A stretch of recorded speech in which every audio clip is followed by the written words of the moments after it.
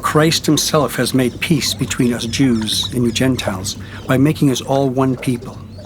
He has broken down the wall of hostility that used to separate us. By his death, he ended the whole system of Jewish law that excluded the Gentiles. His purpose was to make peace between Jews and Gentiles by creating in himself one new person from the two groups. Together, as one body, Christ reconciled both groups to God by the means of his death. Our hostility towards each other was put to death.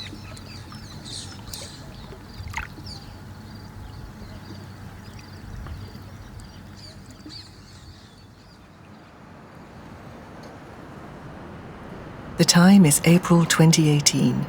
After 2,000 years of exile, Jewish people are celebrating the 70th anniversary of the newly formed State of Israel.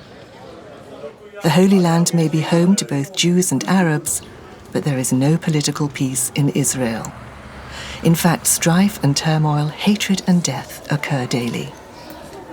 So could the words of Paul, written to the believers in Ephesus all those years ago, happen today in Israel and the wider Middle East? Or was he describing an ideal scenario that in reality is impossible to achieve? Since its start in 2008, the purpose of the Olive Tree Reconciliation Fund has always been to build bridges of understanding and support in a spirit of reconciliation between believers in the Holy Land, both Jews and Arabs, with Christians worldwide. We tell the stories of these believers via our weekly radio program, The Olive Tree, and through books and occasional tours.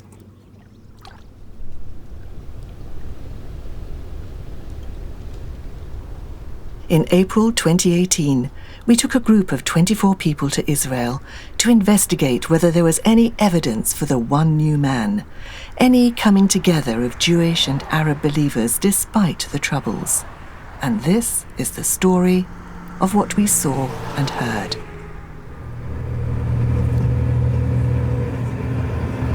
The situation on the northern borders with Lebanon and Syria was tense. Iran was increasing its military strength and Hezbollah fighters were active.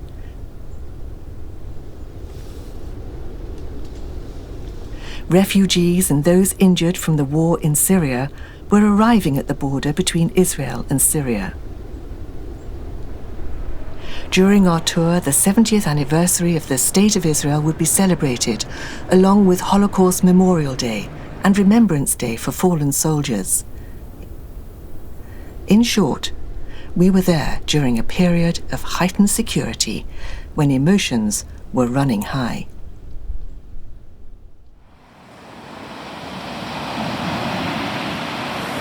We began our tour in Tel Aviv on the shores of the Mediterranean, a short distance north of the ancient biblical port of Jaffa.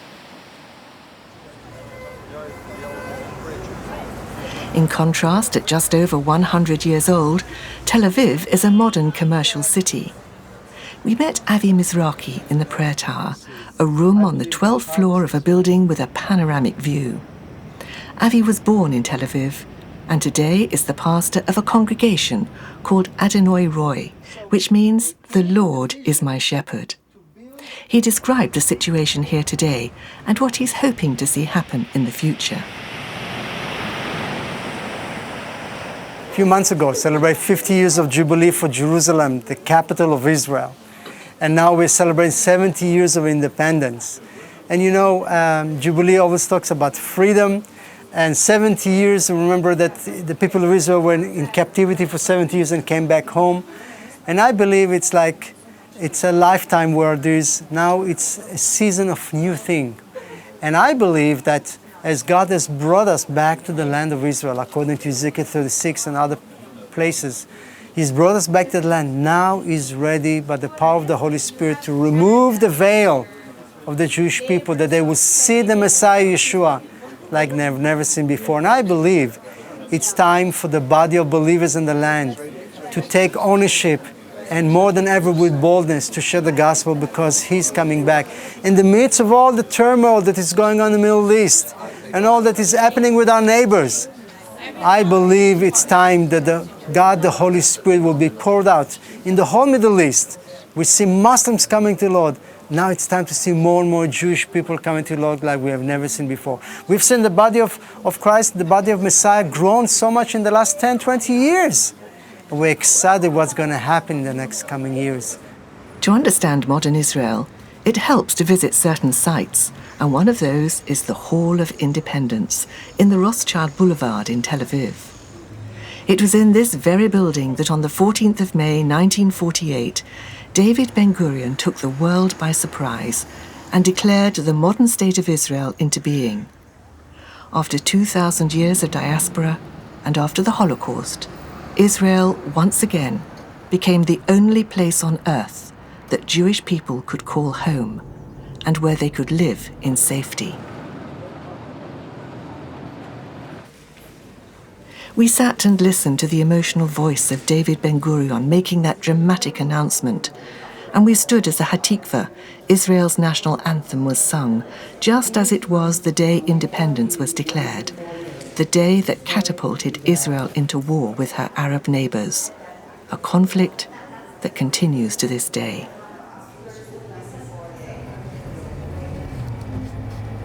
Leaving Tel Aviv and driving north along the coastline, we visited the now ruined Roman city of Caesarea, where so many important events took place during the life of the early church. It was here that Peter visited the home of the Roman centurion, Cornelius, who became the first Gentile convert to Christianity. Paul sailed from Caesarea when he embarked on his missionary journeys. He was later imprisoned here for 2 years and gave his memorable speech to Felix, Festus, and King Agrippa before sailing to Rome. As we sat in the Roman amphitheatre, reading excerpts from some of these biblical accounts, we were reminded that we owe our faith to Paul and others who sailed from this port to bring the gospel to the Gentile world. Leaving Caesarea, we travelled north to Haifa. Not many tour groups spend time in Haifa. It's not on the usual Christian pilgrimage trail. But when looking for answers to the question, what is God doing in Israel? Haifa provides some answers. It's one of the few cities in Israel where Jews and Arabs peacefully coexist. It's a thriving city with a busy port and prestigious universities and colleges. Situated on the western side of the Carmel mountain range, stories surrounding Elijah come alive here. There are many believers in Haifa, both Jews and Arabs. The next day, we would meet some of these people and hear their stories.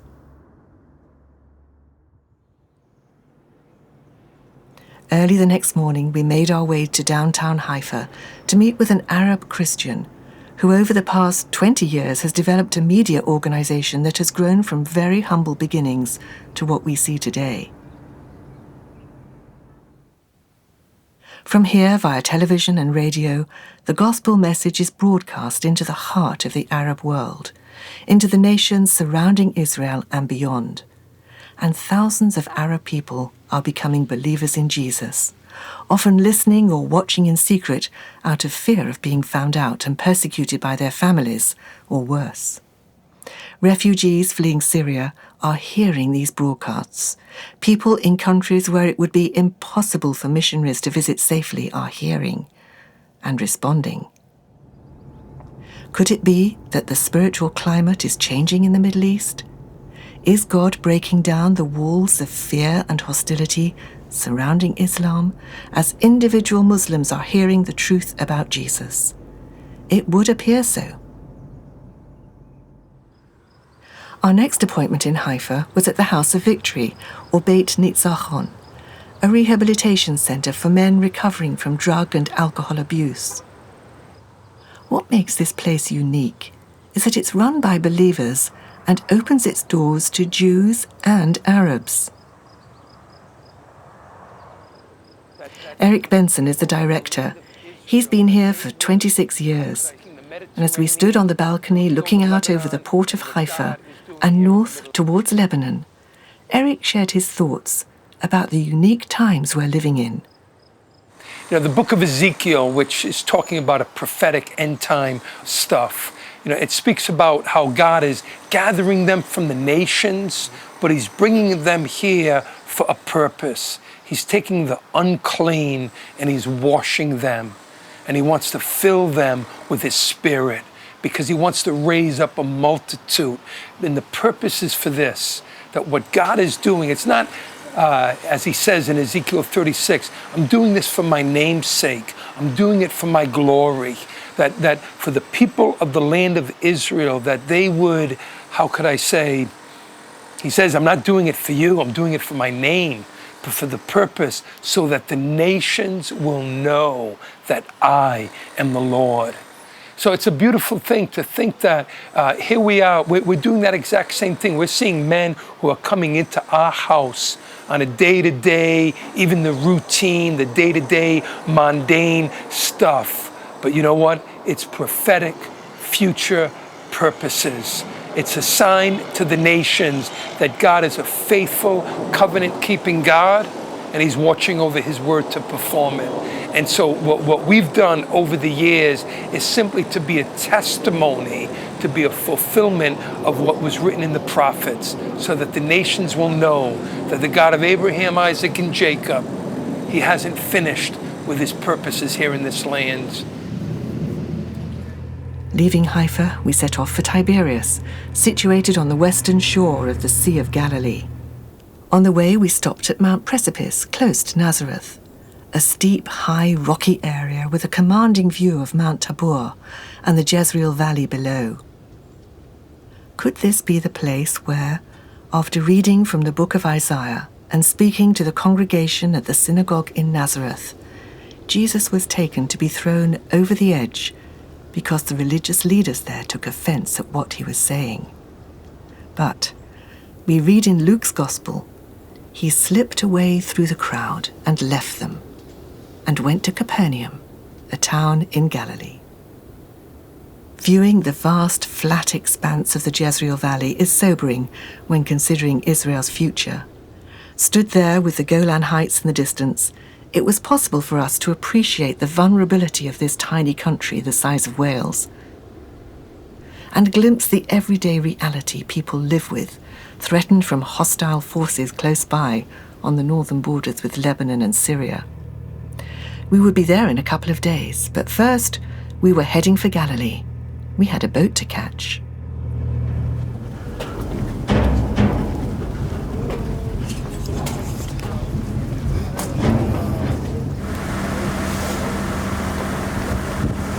From the center of the lake, we could see Capernaum, Bethsaida, Magdala, and the Mount of Beatitudes.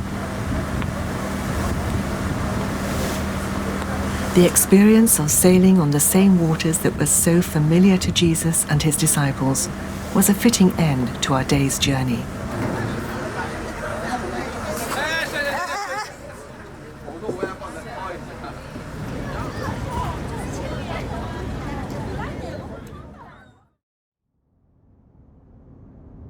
Later that evening, Daniel Yechav, a local Messianic pastor, came to speak to our group. He shared his story of being the son of a Holocaust survivor, growing up in Israel, living through many wars, and serving as a tank commander in the Israeli Defense Force, then working in industry before becoming a pastor.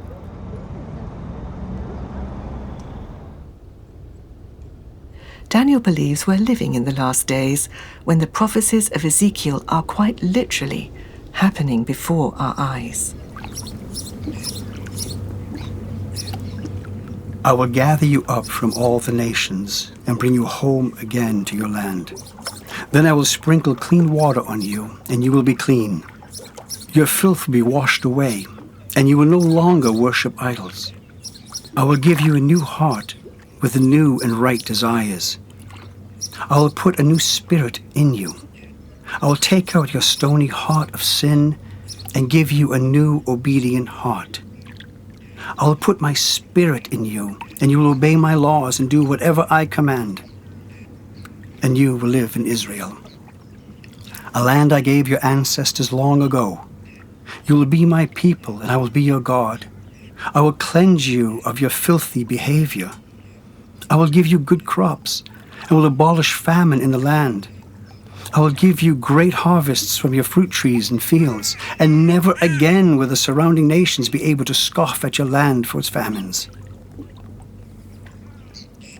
Then you will remember your past sins and hate yourselves for all the evil things you did.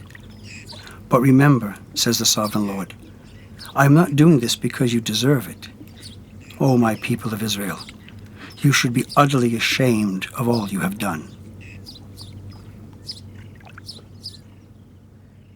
Early the next morning, we set off to visit some of the places around the Sea of Galilee we had seen from the boat the previous day.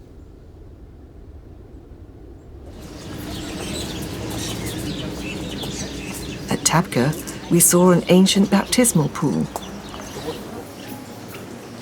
The first church here was built in the 4th century to commemorate the site where Jesus fed the crowd of 5,000 with 5 loaves and 2 fish.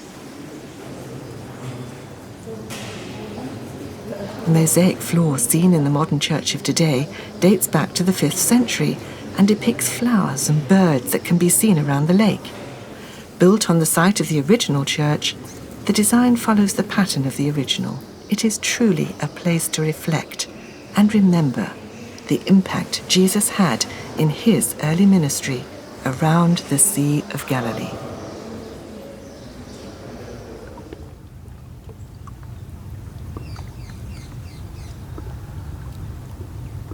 Capernaum, the place where at the start of his ministry Jesus called home. And whilst walking by the lake and mingling with the fishermen, he called his first disciples Peter, Andrew, James and John, and later Matthew, who was a tax collector.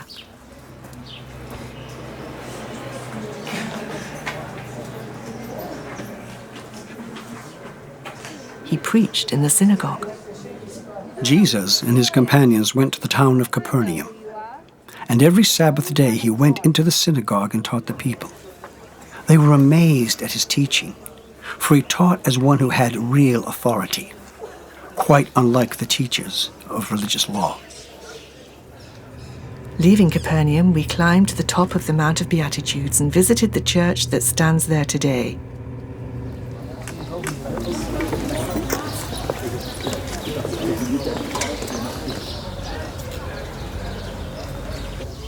Nearby were the towns of Chorazin and Bethsaida, which, like Capernaum, now lie in ruins, just as Jesus foretold.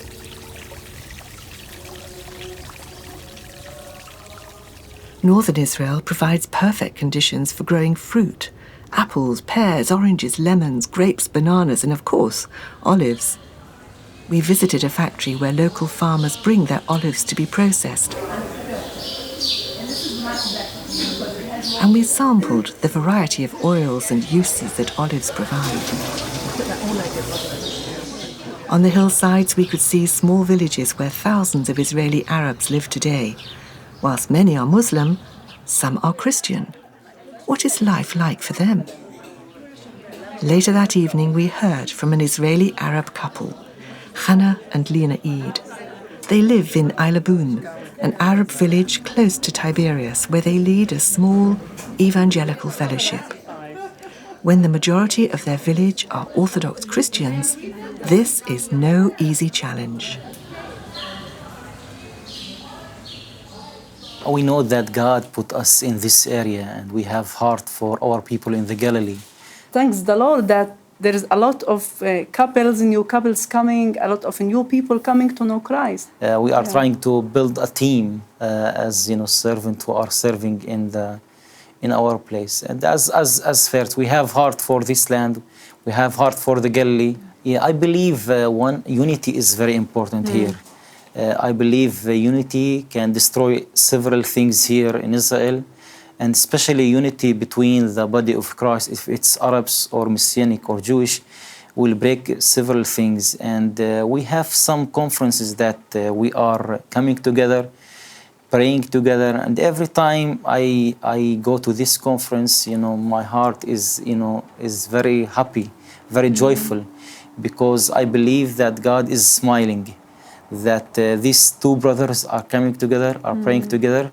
And through this unity, we'll see change in Israel. We'll see rain in Israel, as we love each other, as we stand with each other, as we pray for each other. Because I think one of the first command that Jesus says to the disciple is to love. Through this love, you will know that you are my disciple. Hannah and Lena Eid left us late that evening to return to their village. The next day, we would be leaving the relative peace of the lakeside to travel to the northern borders of Israel with Lebanon and Syria. We could not stay in the past. In order to understand modern Israel, we had to see for ourselves the threats the country is under from her external enemies. As we drove up the Golan Heights towards the border with Lebanon, we arrived at an army outpost and met some Israeli soldiers who were on patrol, and found ourselves staring into Hezbollah positions, just a few hundred yards away. It was a surreal experience to know we were being watched by enemy forces who must surely have wondered what a coach full of tourists was doing in such a remote and unhospitable region. We didn't have long to take in the situation, as the soldiers received orders to move to another part of the border fence. But it was long enough to understand the tension of the situation there, and start our journey across the top of Israel to the border with Syria that we could see in the distance, beyond the hills of the Golan Heights. We took a short detour to visit Caesarea Philippi at the foot of Mount Hermon in the Golan Heights, one of the sources of the River Jordan.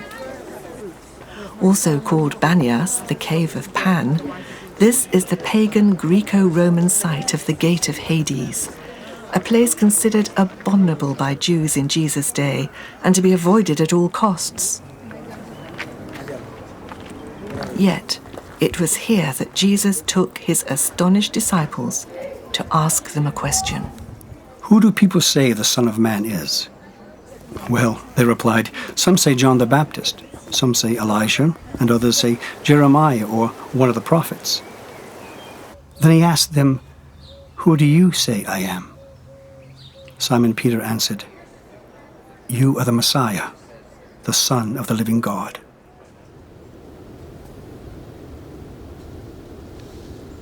Looking across the border into Syria with Damascus in the distance, and knowing the war that has torn that country apart recently, and knowing how involved Iran and Russia have become in that conflict, and Israel's grave concern about Iranian and Russian forces so close to this border, again we could begin to understand a little of how Israelis feel threatened by the close proximity of such a large and hostile force.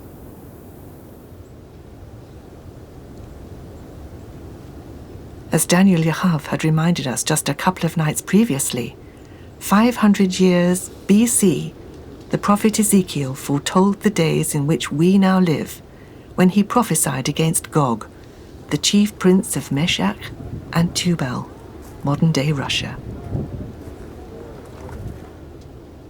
In the distant future, you will sweep down on the land of Israel, which would be lying in peace after her recovery from war and after the return of her people from many lands. You and all your allies, a vast and awesome horde, will roll down on them like a storm and cover the land like a cloud. And you will come from your homeland in the distant north with your vast cavalry and your mighty army. You will cover the land like a cloud. This will happen in the distant future. I will bring you against my land as everyone watches, and my holiness will be displayed by what happens to you. Then all the nations will know that I am the Lord.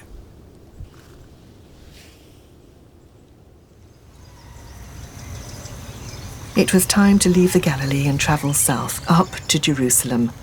Our journey would take us through the Jordan Valley via Jericho.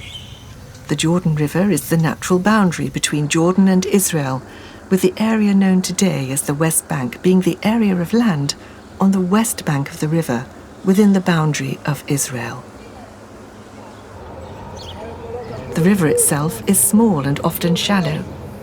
Jesus was baptized in the Jordan, so many Christians today choose to follow in his footsteps and be baptized here. And this was the case for some members in our group.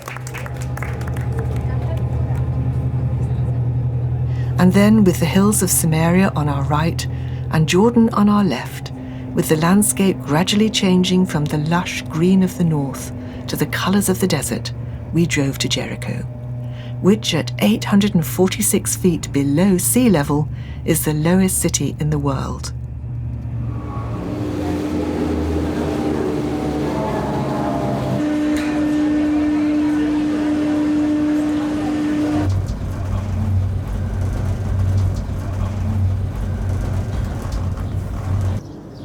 And we took the cable car up the Mount of Temptation.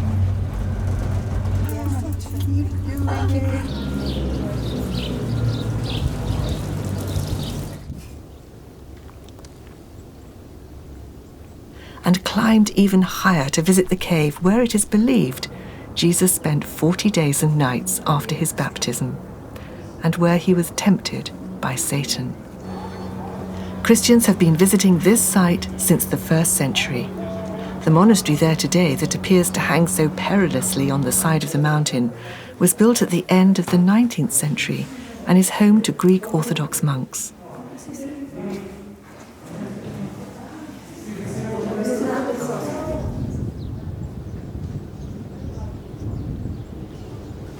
From the top, looking out over the Jordan Valley across the Dead Sea towards the mountains of Moab and Gilead in the distance, we could imagine the children of Israel amassing in the valley below, waiting to cross the Jordan River opposite Jericho as they started to enter the Promised Land, led by Joshua.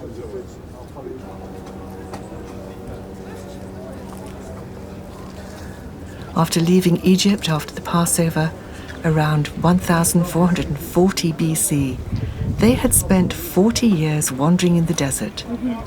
In understanding modern Israel, we were having to think about the timeline of events. Here in Jericho, at the top of the Mount of Temptation, we were visualizing the fall of Jericho in 1400 BC.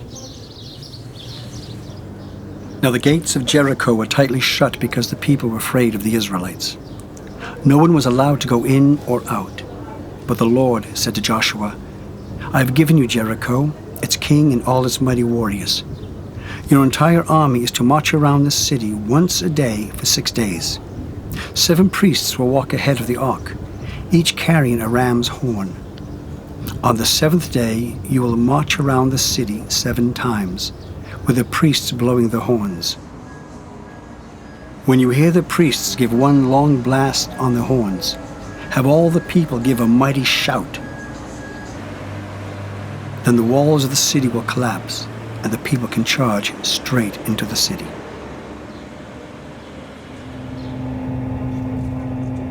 The 20-mile journey from Jericho, the lowest city in the world, up to Jerusalem is a steep climb of over 3,000 feet. Passing Bedouin camps, we arrived at the outskirts of Jerusalem. To our right in the distance, the modern campus of the Hebrew University on Mount Scorpus. And then it was eyes left for our first glimpse of Jerusalem. From our vantage point on the Mount of Olives, with the Kidron Valley and Garden of Gethsemane below us, we saw the Temple Mount, with the grey dome of the Al-Aqsa Mosque to the left, and in the centre, the golden dome which covers the top of Mount Moriah, where Abraham was prepared to sacrifice Isaac. The ancient old city of David and southern temple steps lay to the left, the eastern wall with the golden gate in front of us, and behind, the old city of Jerusalem.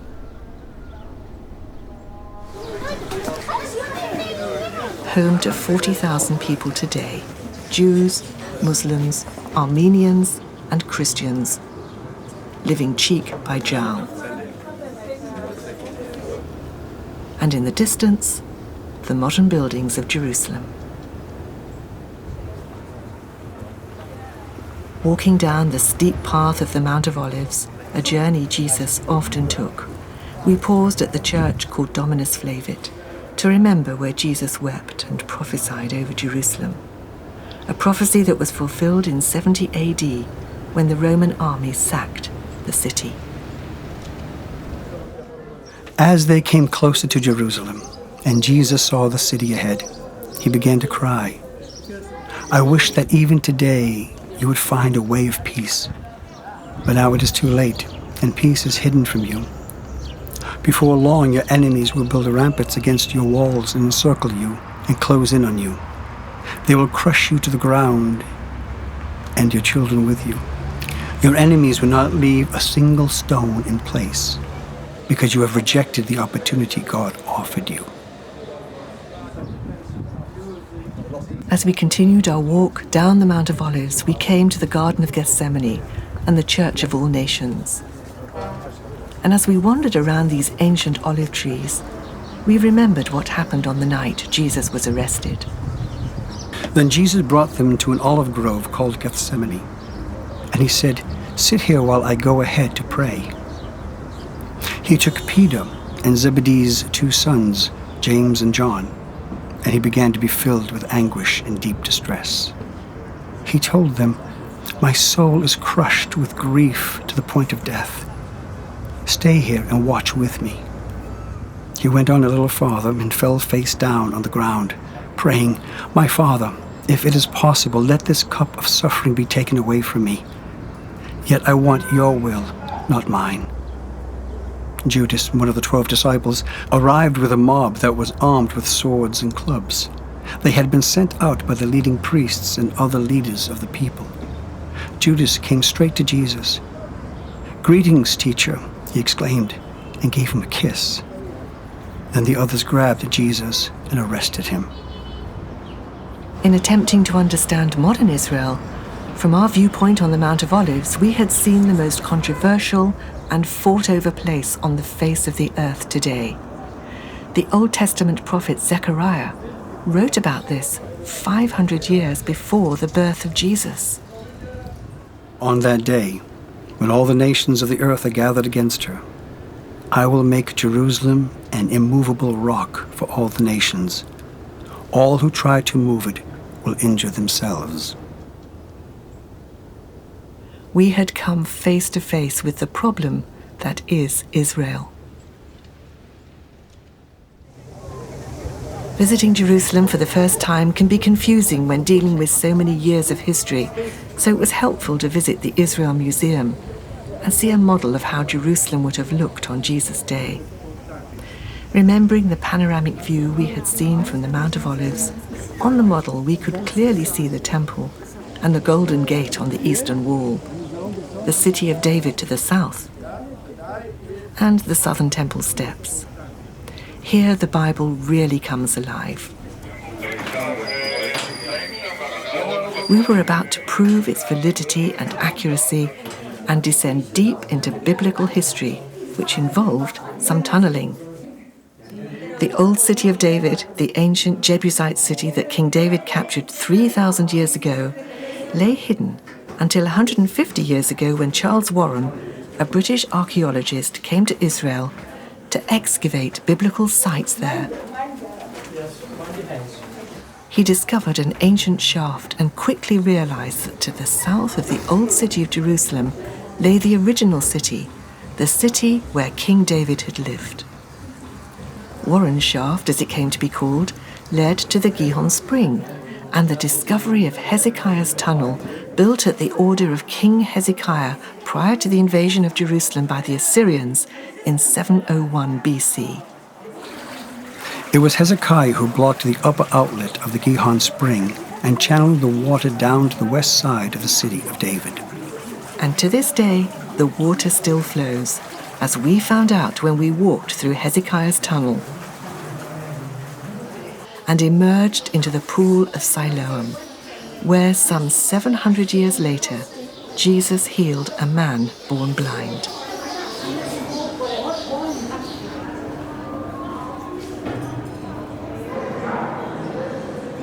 Our travel through Jerusalem's history now took a leap forward as we moved to the old city of Jerusalem and into the Jewish quarter. The old city of Jerusalem is comprised of 4 quarters: Jewish, Muslim, Armenian, and Christian. The Jewish quarter was very badly damaged after the war of 1967. and has subsequently been rebuilt, and compared to the other quarters, appears very modern.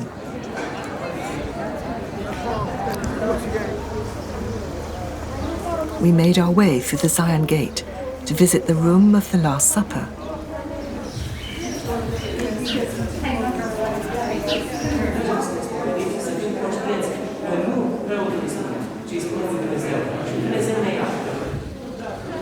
It can be exhausting work walking around the old city, so pausing to enjoy fruit and nuts being sold by a well-positioned street trader was greatly appreciated by our group.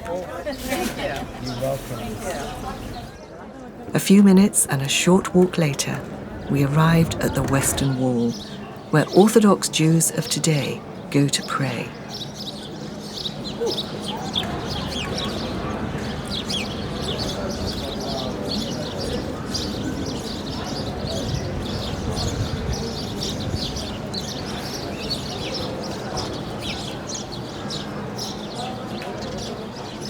And moving around the corner to the southern wall, we stood on the original steps that led up from the old city of David to the temple. Jesus would have walked up these steps and entered through these gates.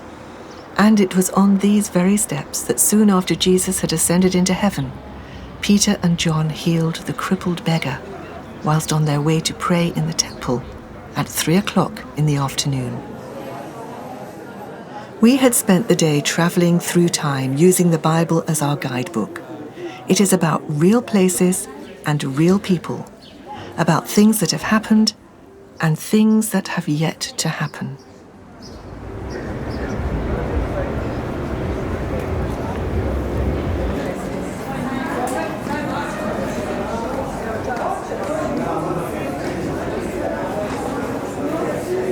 Passing through the Jaffa Gate, past David's citadel, into the Muslim quarter of the old city of Jerusalem.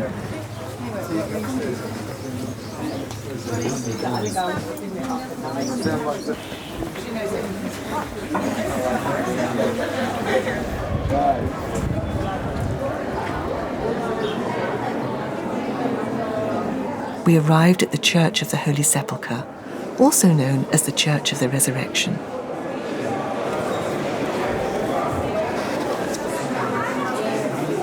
The site believed by many to be Golgotha, where Jesus was crucified and buried.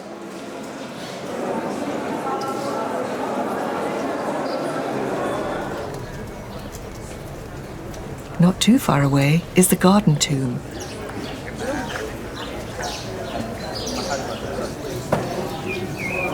Thought by others to be the site of the crucifixion and burial of Jesus. Maybe the place doesn't matter. It's enough to know what happened.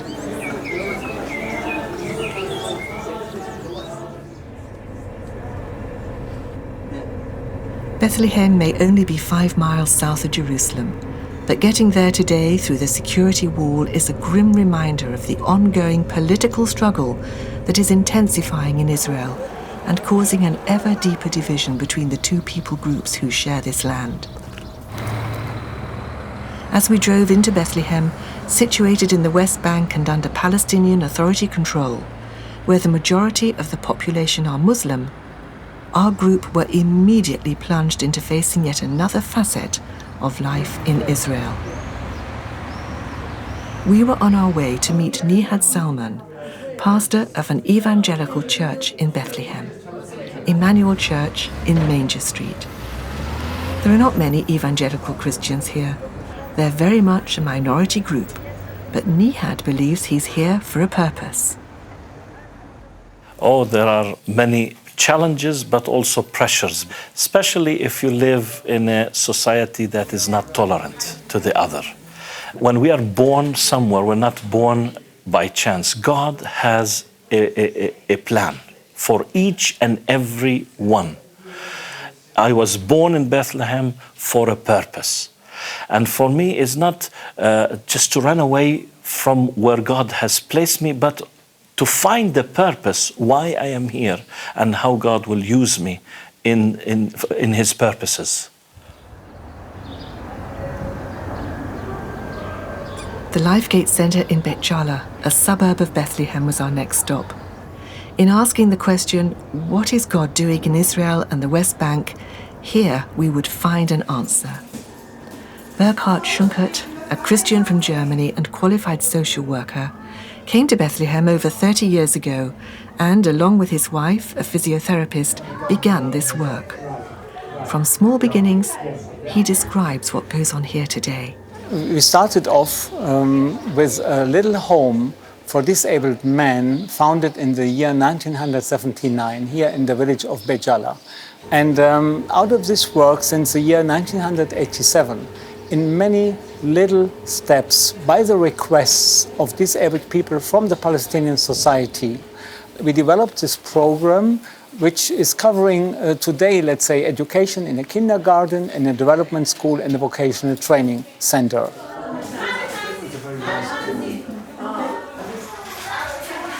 We are here to help people, children, young people with disabilities. We have many children and young people who have some special needs, and we try to address them and help every individual to get the right development program, training they need to be able to make it in their lives and hopefully to become independent and take care of themselves. It's on our heart always to build bridges between Palestinians and Israelis. We believe not anymore in the great politic, let's say, views in this country, but we believe bringing people together and knowing each other, and even maybe next step could be forgiving each other, because many people did harm to each other. Something beautiful new can start in this country. And as we work with Muslim and Jewish people on this both sides mainly, and we are as Christians somewhere in the middle, but I believe that what Paul says in the New Testament, that we can step into this ugly gap and can be these bridges between people. And that's why we have many activities in our yearly programs where Palestinian and Israeli people come together. We have a holiday camp in the Lake of Galilee every year where we meet a group of disabled people from Israel. We spend a week together over there. We play wheelchair basketball with a group of disabled people from Israel every 2 months. We have a friendly game where we mix teams. Palestinian and Israelis play together in the same team.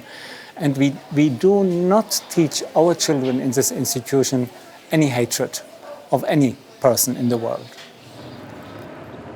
During our tour, we had seen, felt, and heard about the political and spiritual tension affecting modern Israel. So, what about the future? Before he died, Jesus sat with his disciples on the Mount of Olives and warned them about what would happen in the future. O Jerusalem, Jerusalem, you who killed the prophets and stoned those sent to you. How often I've longed to gather your children together, as a hen gathers her chicks under her wings, but you were not willing. Look, your house is left to you desolate. For I tell you, you will not see me again until you say, Blessed is he who comes in the name of the Lord. Baruch haba b'Shem Adonai. Blessed is he who comes in the name of the Lord. We had met Jewish and Arab believers in Israel who today are saying those words, praying that prayer, and singing that song. Baruch haba b'Shem Adonai, Hallelujah. Baruch haba b'Shem Adonai,